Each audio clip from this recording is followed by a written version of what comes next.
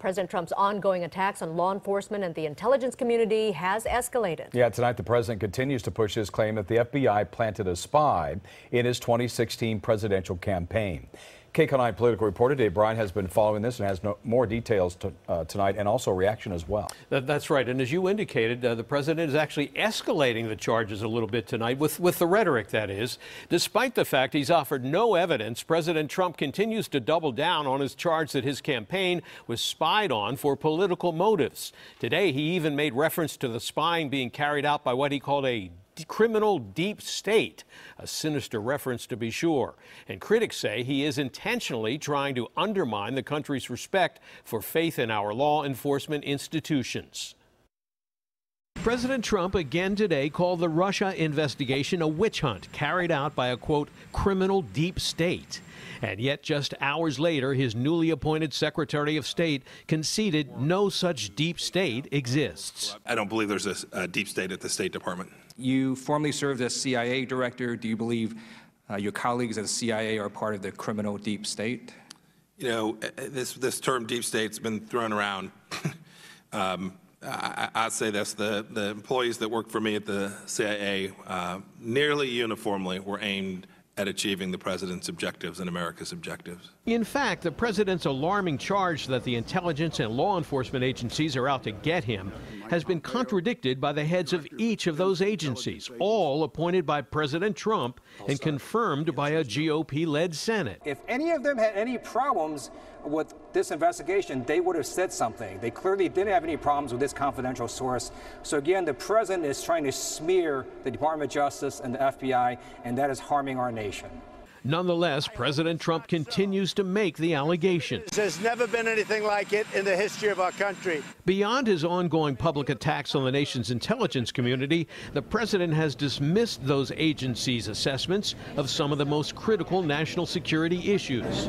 President Trump ignored the intelligence community's assessment that Iran is complying with the nuclear agreement and instead cited Israeli intelligence from 2003 as justification for killing the deal. Intelligence, which U.S. officials told CNN, did not change the current U.S. assessment of Iranian compliance. Israel published intelligence documents, long concealed by Iran, conclusively showing the Iranian regime and its history of pursuing nuclear weapons. Questioning of U.S. intelligence now extends beyond the president himself. On Tuesday, Homeland Security Secretary Kirstjen Nielsen said she was unfamiliar with the intelligence community's high-confidence assessment that Russia meddled in the election to help Trump and hurt Hillary Clinton, an assessment made public in January 2017. I do not believe that I've seen that conclusion.